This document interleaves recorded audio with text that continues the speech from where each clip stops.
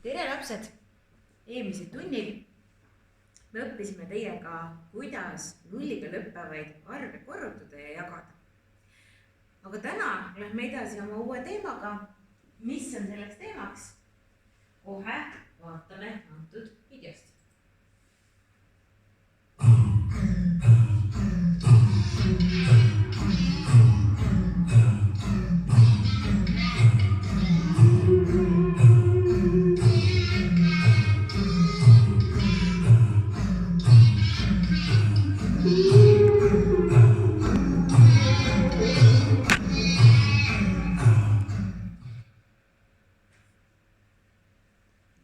Nii, me õpime teiega täna kahekohalise arvu korrutamist ühekohalise arvuga. Mida see tähendab? Vaatame siit kohe. Arv 14 on kahekohaline. Kümnelised ja ühelised, 2 kohta. 3 on ühekohaline arv. Temas on ainult ühelised, 3 ühelist. Kuidas neid aga omavahel kokku korrutada?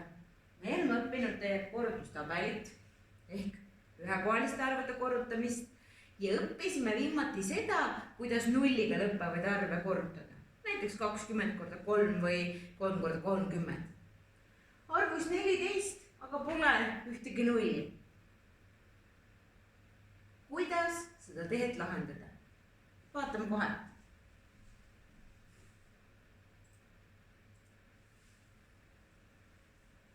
Kartuli ajalugu sai alguse umbes 8000 aastat tagasi Lõuna-Ameerikas, kus see taim kasvas vabas looduses. Eurooplaste toidulauale jõudis kartul 15. sajandil, Eestisse alles 18. sajandil. Praegu on kartul meil üks enim kasvatatav köögivili. Kartulit pannakse mulda kevadel. Üks kartul kasvatab keskmiselt 14 uut mugulat. Mitu uut kartulit keskmiselt saab 3 mulda pandud kartulist. Kui 1 mulda pandud kartulist saab keskmiselt 14 uut mugulat, siis 3 mulda pandud kartulist saab mugulaid 3 korda rohkem. Korrutame arvud 3 ja 14. Kirjutame kahekohalise arvu kümneliste ja üheliste summana. Summa korrutamisel arvuga korrutasime selle arvuga mõlemad liidetavad ja saadud tulemused liitsime.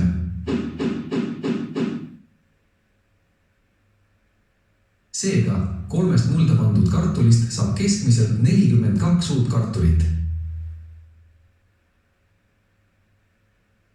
Jäta meelde, kahekohalise arvu korrutamisel ühekohalise arvuga korrutan enne kümnelised, siis ühelised ja seejärel liidan saadud tulemused.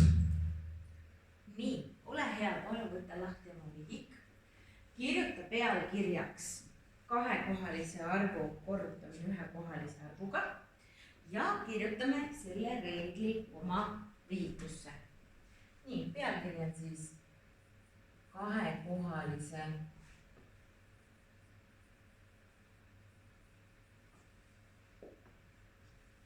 arvu korrutamine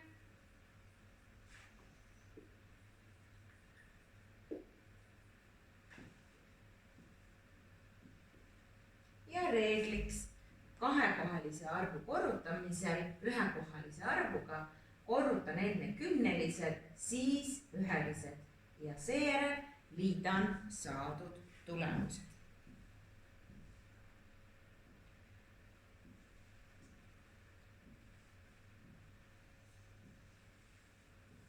Nii, mida see reegel tähendab? Meil oli juttu kartulitest, et ühele taimele, kui me paneme ühe kartuli mugula, selle kartuli mulda, kasvab juurde 14 uut kartulit. Ja küsiti, et palju 3 taime pealt tuleks siis kartuleid. Tehe 14 korda 3. Nii, tuleta meelde, et me võisime arve kirjutada ka liidetavatena. Ehk teisisõnu, ma võin teha seda arvust 14, 10 pluss 4. Eks 10 pluss 4 võrdub 14.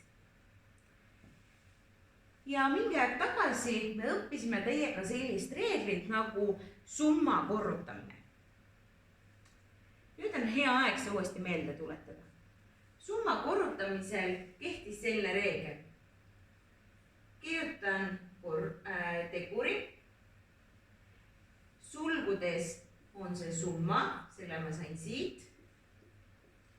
Ja nüüd võin ma ühekaupa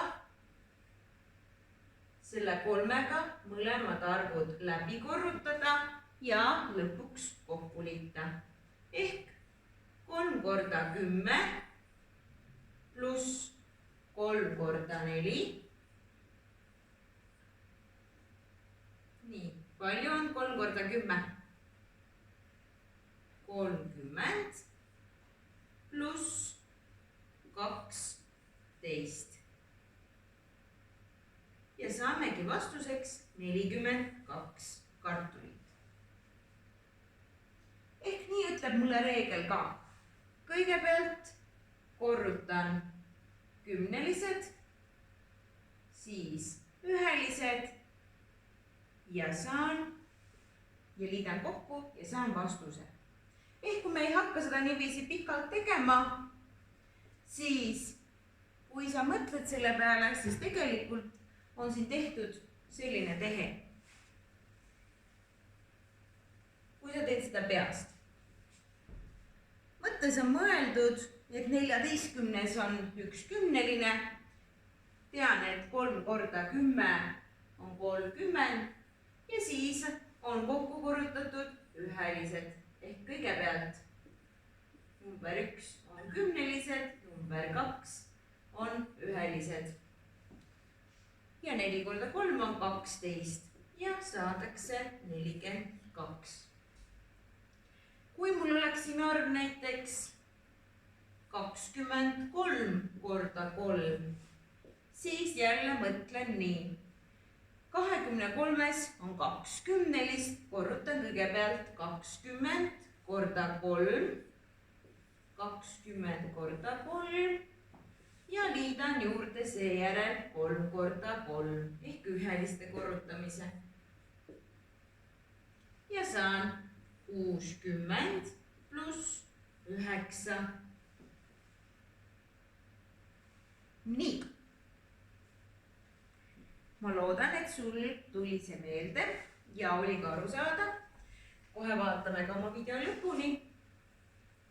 Nii kaua katsu meelde tuletada, mis olid kümnelised, mis olid ühelised ja muidugi korrutustabel.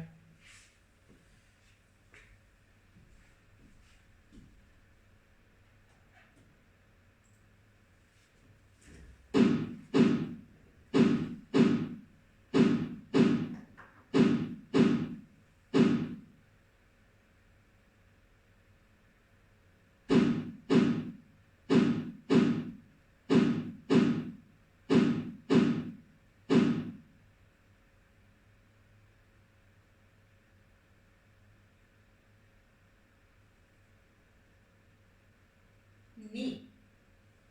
Ehk siis näiteks seesama tehe, teil on ka töövihikus ja õpikus selline ülesanne, ongi välja toodud, et kõigepealt korrutati omavahel kümneline ja meie ühekohaline arv 10 korda 3 ja liideti juurde seejärel 4 korda 3.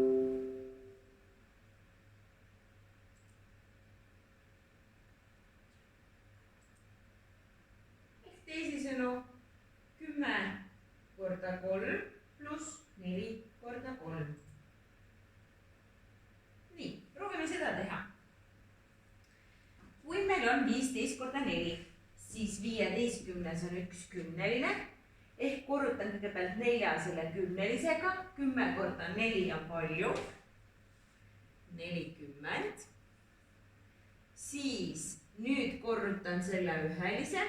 5 korda 4 on 20, liidan kokku ja saangi lõppvastuse.